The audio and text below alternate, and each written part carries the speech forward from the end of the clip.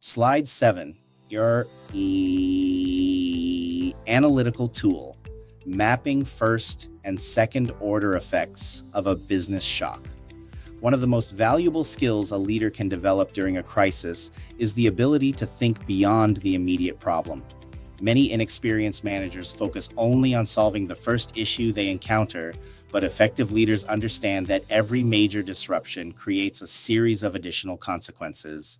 This is why the slide introduces the concepts of first-order effects, second-order effects, and strategic response.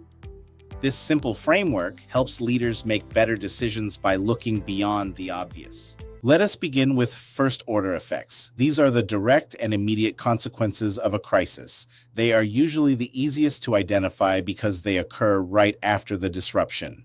For example, if a manufacturing plant experiences a fire, the first-order effects include damaged facilities, halted production, equipment loss, and employee evacuation. If a hospital experiences a cyber attack, the immediate effects may include system outages, inaccessible patient records, and disrupted communication. These are the problems that leaders see first and naturally try to solve. However, the greatest challenges often come from the second-order effects. These are the indirect consequences that develop after the initial event. Returning to the manufacturing example, production delays may prevent customer orders from being delivered on time. Dissatisfied customers may cancel contracts and purchase from competitors. Investors may lose confidence in the company, while insurance costs and legal expenses increase. In the hospital example, delayed treatments may reduce patient satisfaction, attract regulatory attention, and damage the hospital's reputation. Although the original problem may eventually be resolved, the secondary consequences can continue affecting the organization for months or even years. This is why leaders must avoid focusing only on the immediate crisis. They should continuously ask themselves, if this problem continues, what will happen next? Thinking several steps ahead allows organizations to prepare for future challenges rather than constantly reacting to new ones. The final part of the framework is the strategic response. Once leaders understand both the immediate and long-term consequences, they can prioritize actions that protect people, stabilize operations, and preserve stakeholder confidence. Effective crisis management is not simply about fixing today's problem, it is about making decisions that reduce tomorrow's problems as well. Organizations that consistently think beyond first-order effects are far more likely to recover quickly and emerge stronger after a crisis. As we move to the next slide, we will shift our attention from organizational analysis to personal leadership.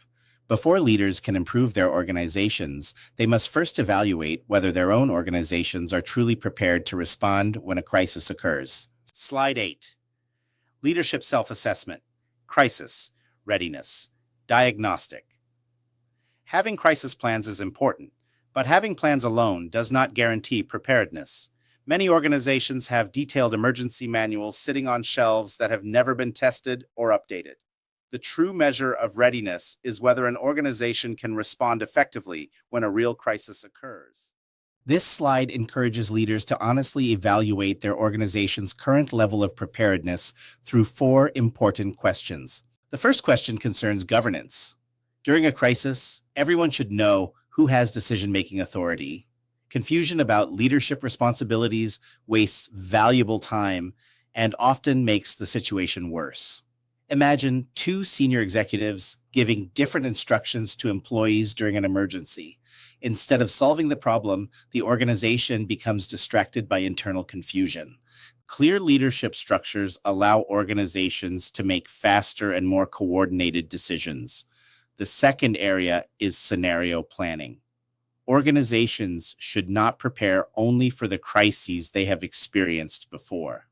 They should also consider emerging risks such as cyber attacks, supply chain disruptions, pandemics, and artificial intelligence failures. Conducting simulation exercises helps leaders identify weaknesses before an actual emergency occurs. Just as firefighters conduct regular drills, organizations should regularly practice responding to realistic crisis scenarios. The third question focuses on business continuity plans. A continuity plan should not simply exist on paper.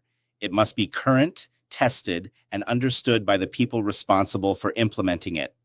If employees have never reviewed the plan or participated in emergency exercises, the plan may provide little value when a real crisis occurs. Finally, leaders should evaluate stakeholder readiness. During emergencies, communication is just as important as operational response. Employees, customers, suppliers, regulators, investors, and the public all expect timely and accurate information. Organizations that communicate clearly often maintain greater trust than those that remain silent or provide inconsistent messages. These 4 questions remind us that crisis preparedness is not a one-time project. It is a continuous process of planning, testing, evaluating, and improving. Strong organizations are not those that avoid every crisis, but those that continuously strengthen their ability to respond effectively when crises occur. The next slide encourages us to apply everything we have learned by reflecting on a real crisis and analyzing it using the frameworks introduced in this chapter. Slide 9. Applied reflection. Strategic crisis leadership. Reflection. Learning about crisis management is valuable, but the greatest learning occurs when we apply these concepts to real situations. This reflection activity encourages us to move beyond theory and analyze an actual crisis using the frameworks we have discussed throughout this chapter. The first step is to identify a real disruption. This may be a crisis you personally experienced, an event within your industry, or a major incident reported in the news. The important point is to select an example that demonstrates how one disruption created multiple consequences. Examples might include the COVID-19 pandemic, a major cyber attack, a natural disaster, or a significant product recall. Next, examine the first-order and second-order effects of the crisis. Identify the immediate impact of the event, then trace how those effects spread to other departments, stakeholders, or industries. This exercise helps us recognize that the most serious consequences of a crisis are often not the original event itself, but the chain of reactions that follows. The third step is to evaluate the leadership response. Ask yourself whether leaders communicated effectively, acted quickly, and coordinated their teams successfully. Were there missed warning signs? Could better planning have reduced the impact? Reflecting on both successes and failures helps us understand what effective crisis leadership looks like in practice. Finally, recommend improvements. If you were leading that organization, what would you do differently? Would you strengthen communication systems, invest in employee training, diversify suppliers, improve cybersecurity, or conduct more emergency simulations? These recommendations transform the exercise from simple observation into strategic thinking. The purpose of this reflection is not to criticize organizations, but to develop our own leadership skills. Every crisis provides valuable lessons, and effective leaders continuously learn from both their own experiences and the experiences of others. In our next slide, we will conclude this chapter by examining the key findings of the OECD Executive Summary and how these insights reinforce the importance of modern crisis leadership. Slide 10. OECD Framework. Highlights, key insights from the OECD Executive Summary. Throughout this chapter, we have discussed how the nature of crises has changed and why organizations must adopt a more strategic approach to crisis management. The OECD Executive Summary reinforces these ideas by emphasizing that large-scale crises are becoming more frequent, more interconnected, and more difficult to manage. According to the OECD, governments and organizations can no longer rely on traditional crisis management approaches because today's disruptions often cross organizational, national, and sectoral boundaries. One of the first challenges identified by the OECD is fragmented governance. In many organizations, responsibilities during a crisis are not clearly defined. Different departments may have overlapping responsibilities, while others may assume that someone else is handling the situation. This lack of clarity delays decision-making at the very moment when quick action is most important. Imagine a company experiencing a major data breach. If the information technology department, legal team, communications office, and executive management all wait for someone else to make the first move, valuable time is lost. Effective crisis leadership requires clear authority, defined responsibilities, and coordinated decision-making before a crisis ever occurs. The OECD also points out that many organizations continue to underinvest in crisis readiness. Some executives view preparedness as an unnecessary expense because the benefits are not immediately visible. However, organizations that neglect emergency planning often discover during a crisis that the financial cost of poor preparation is far greater than the cost of prevention. Investing in employee training, cybersecurity, emergency exercises, and business continuity planning should be viewed as investments in organizational resilience rather than optional expenses. Another major concern is siloed risk assessment. Many organizations evaluate risks separately within individual departments. Information technology focuses on cyber risks. Finance monitors financial risks. Operations manages production risks. And human resources addresses workforce issues.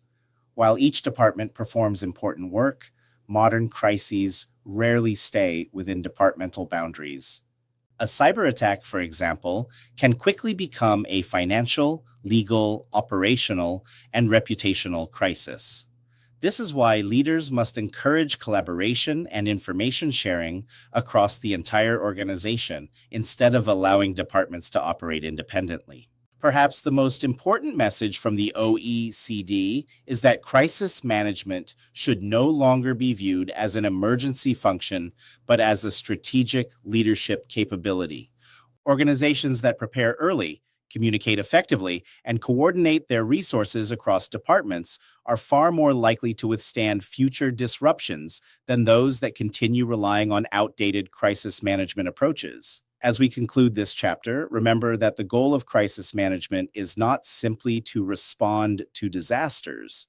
The goal is to build organizations that are prepared, adaptable, and resilient enough to continue fulfilling their mission, even during the most challenging circumstances. Slide 11, Module Summary, What Every Leader Must Take Forward.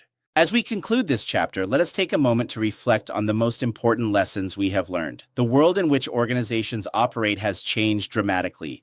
Globalization, technology, interconnected supply chains, and rapidly evolving risks have created an environment where crises are no longer isolated events. Instead, they often spread across organizations, industries, and countries, making effective leadership more important than ever. The first lesson is that crisis management is a leadership responsibility. While emergency response teams and risk managers provide valuable expertise, it is ultimately organizational leaders who must make difficult decisions, communicate with stakeholders, and guide their organizations through uncertainty. Leadership is tested not when everything is going well, but when circumstances become unpredictable and difficult. The second lesson is that leaders must understand the changing risk landscape. Modern crises are often interconnected, meaning one disruption can trigger many additional problems. Organizations must therefore move beyond simply reacting to emergencies and instead develop the ability to anticipate risks before they escalate into larger crises. The third lesson is the importance of the 4 pillars of organizational crisis readiness. Strategic risk assessment helps organizations identify potential threats. Crisis readiness prepares leaders and employees to respond effectively.